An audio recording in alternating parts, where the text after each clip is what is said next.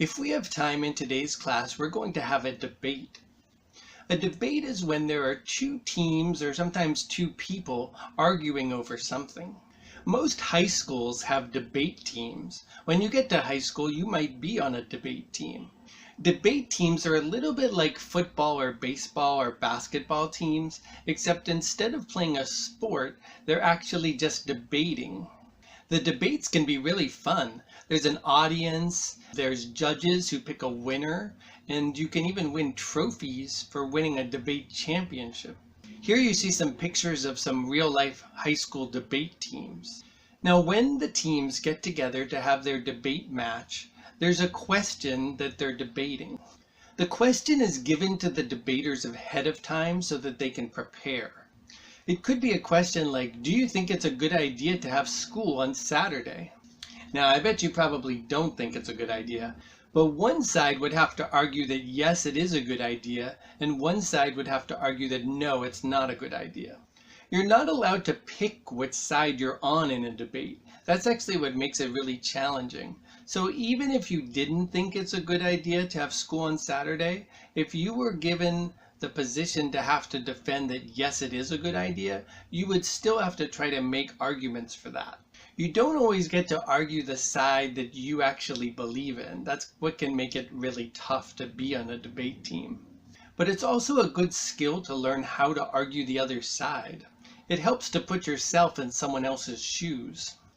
Now, when the teams prepare for the debate, they think of arguments for their side. It's not enough to just say, yes, I think we should have school on Saturday. I think it's a good idea. That's probably not going to win the debate with the judges. The judges want to hear a lot of good arguments. So like in this case, you might say, well, if students went to school on Saturday, they would learn even more than they learn now. And you could say also, if parents have something to do on Saturday, they wouldn't have to take care of their kids because they would be at school. And you could also make the argument that during the week, there's not always enough time for like art and music and sports and things like that. And if students went to school for one extra day, there'd be more time. Now, I don't really agree with that. Actually, I don't think we should have school on Saturday, but I really tried to think hard of some good arguments to make since I was trying to defend that point of view. Now, if you're pretty far ahead in your work today, you're going to participate in the debate. If you're a little behind on your work, that's okay. Instead, you'll be a judge for the debate instead of being in the debate. Now, there are high school debate competitions, but actually when presidential candidates are running to become president of the United States, they have debates too. In fact, there's debates for all kinds of elections, like elections for governor or for mayor. When the candidates debate, there's usually a stage and an audience, and different reporters ask them questions like about what they would do if they became president. For the presidential debates, usually millions and millions of people tune in on TV to watch. I wanted to show you just a quick clip from one of the presidential debates. This was from a few years ago when President Barack Obama was running against another candidate whose name was Mitt Romney.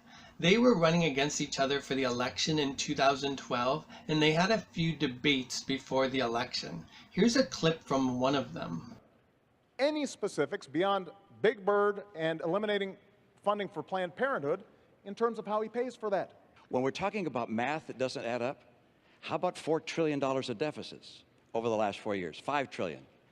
That's math that doesn't add up. We were reading and became aware of reports that the State Department refused extra security for our embassy in Benghazi, Libya, prior to the attacks that killed 4 Americans. Who was it that denied enhanced security? On the day following the assassination of a United States ambassador, the first time that's happened since 1979, when we have 4 Americans killed there, when apparently we didn't know what happened, that the president, the day after that happened, flies to Las Vegas for a political fundraiser. The day after the attack, Governor, I stood in the Rose Garden and I told the American people and the world that we were going to find out exactly what happened, that this was an act of terror, and I also said that we're going to hunt down those who committed this crime. And the suggestion that anybody in my team would play politics or mislead when we've lost 4 of our own, Governor, is offensive. I want to make sure we get that for the record, because it took the president 14 days before he called the attack in Benghazi an act of terror. Get the transcript. He did, in fact, sir. So let me call it an act of terror. Can you say that a little louder, Candy? He did call it an act of terror. As you can see, the candidates argue back and forth about what they think about the issues. We use a specific format for our debates. Here's the format for our debate. First, Team A will make their arguments for their point of view. And then Team B will do what's called a rebuttal. A rebuttal is like where you take Team A's arguments and you argue against them. Like if Team A said, yes, we should have school on Saturday so that parents who are working during Saturday or are busy won't have to take care of their kids because the kids will be at school. Team B could rebut that argument. Their rebuttal could go something like, well, I don't think parents should be spending so much time at work anyway. Parents need to be with their kids, so they really shouldn't be spending 6 days away from their children. That would be like a rebuttal to Team A's argument. So Team A makes their argument, Team B rebuts Team A's argument, then Team B makes their own argument, and Team A gets to do a rebuttal to Team B's argument. The next thing is that Team A asks a question of Team B, and then Team B asks a question of Team A. Usually when you ask a question of the other team, you want to try to make it like a challenging question. In other words, you want to kind of make it hard for the other team to answer. Like if Team A was arguing we should have school on Saturday, and I was on Team B, I might say something like, Team A, don't you think that kids are going to get pretty bored with school and stop listening to the teacher if they're in school 6 days a week? You see, it's a question, but I'm also kind of like challenging them. Let me show you a little clip from a debate that we had between some different students in a class. You'll see how one team is kind of challenging the other team with their questions. It's well enough to finish all your homework if you have the correct responsibility, and if you can't finish it, aren't you just not responsible enough? I suppose you could, but if you have too many activities, it would be still hard to fit in a lot of homework with an activity that, say, lasts until 8 o'clock. Homework takes up a lot of time. You'll get a topic, and you'll also get the point of view that you have to try to defend. Then you'll prepare for the debate by making an argument, getting ready to do your rebuttal, by having a question for the other team. So let's take a look at the work order. We're going to start off with a work session of about 35 minutes today. You should start with your TV news script, then move on to your TV news placard, then practice your TV news. Then you're going to work on your persuasive speech. Now, if your persuasive speech is done, your teacher is going to assign you to one of the teams for the debate today. Each team in the debate can have either 2 players or 3 players on the team. You're going to prepare for the debate by filling out a sheet like this. On the top of the sheet, it has the debate topic, and it states which side of the debate you're going to be arguing. For instance, your topic might say, should teachers give out homework every night? And then it might say that you're arguing that yes, they should, or no, they should not. That part will be chosen for you. Then you're going to prepare for the debate by writing down the arguments that you have. You're also going to write down a challenging question to ask the other team. If you finish all of that and you're completely done, then you can prepare for the very last thing that we're going to do in the class. The last assignment, you can pick either a new persuasive speech or a new informative speech to give. This time you're going to give it with a buddy. You can pick one other person to work on it with you. So that's our work order for today. It's kind of a long list. Don't forget that if you're ready to do the debate, to see your teacher, because your teacher is going to assign you to a debate team. Okay, let's set the timer for 35 minutes and let's begin.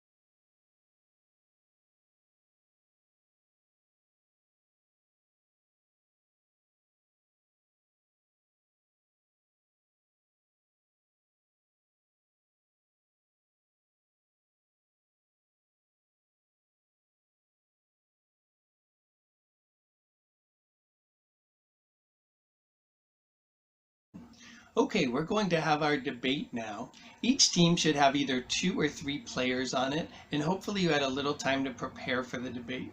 The other students will be in the audience and they'll serve as the judges for the debate. So judges, pay very close attention because at the end, the teacher is going to gather you and you're going to decide on a winner. Now, just to remind you, here's how the debate's going to work. Team A is going to have 1 minute to make their argument, and then Team B is going to have 1 minute to do their rebuttal of Team A. Then Team B will have a minute to give their argument, Team A will do their rebuttal, then each team will ask a question of the other team, and each team will have 1 minute to answer the questions. Finally, there'll be a 30-second wrap-up where each team can restate why you should vote for their team. I will leave the breakdown of each part of the debate and how much time it should take up here so that you can see it. Your teacher will be timing everything, so when it's close to a minute being up, like when there's 5 seconds left, your teacher will give you a signal like this. That means wrap it up. So if you're making your argument and you see your teacher go like this, that means like finish up your argument. This is how the room should look during the debate. On one side of the room will be the players on Team A. On the other side of the room will be the players on Team B. The audience and the teacher will be sitting like this in this spot. When it's each team's turn, they'll move towards the middle like you're seeing here in this diagram, and then they'll move back when it's the other team's turn. Now judges, pay attention. You're going to vote at the end on which team you think did the better job making their argument. Now remember, you're judging based on which team makes the better argument, not necessarily which you agree with. So for instance, if one team was arguing that yes, we should have school on Saturday, and you didn't think we should have school on Saturday, but they did a great job making an argument, you could still vote for that team even if you don't agree with their argument. So you're voting on which team does the better job debating. When the debate is over, your teacher will gather the students who are being the judges. You'll discuss who should win the debate. A note for the teacher, if there's an odd number of students, then those students will just vote. If there's an even number of students so that we don't have a tie, the teacher will vote as well. Remember that the debate is just for fun, so if you don't win, don't worry about it. It's just a fun contest. Okay, so the whole debate will probably take about 20 minutes or so. You can put me on pause while the debate is going on. I'll put the breakdown of the schedule up here for the debate, and then you can press play again once the debate is finished and everyone's back together. Good luck.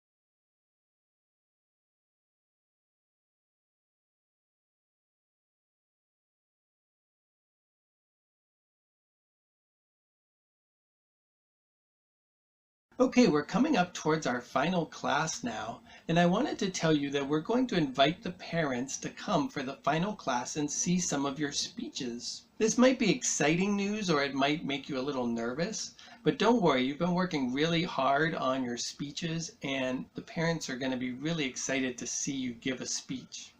During the last half hour of the final class, the parents will be invited to come up and see one of your speeches. You can choose which speech to give. So you could give your informative speech, you could give your persuasive speech, or if you get to it and you have time to give a third speech with a buddy, you could give that speech as well, but only if you get to that point and finish it. We should have some time to practice those speeches one more time before you give them to the parents, just so that you're completely ready. Okay, so we're going to continue with the same work order between now and the end of class. Okay, so we're going to work till the end of class on the same work order. So if you haven't finished your persuasive speech, you should work on that. Then work on your TV news, so your script and your placard and practicing for the TV news. And then if you're done with all of that, you're going to pick one more informative or persuasive speech to give and do the planner for that with a buddy that you're going to give the speech with. By the way, if you're doing the final speech with a buddy, make sure to kind of divide up with your buddy who's going to say what during the speech. You can indicate that in the planner and in the note cards. All right, so your teacher's giving points to people working really hard, and we're going to work until the end of class today. Let's begin.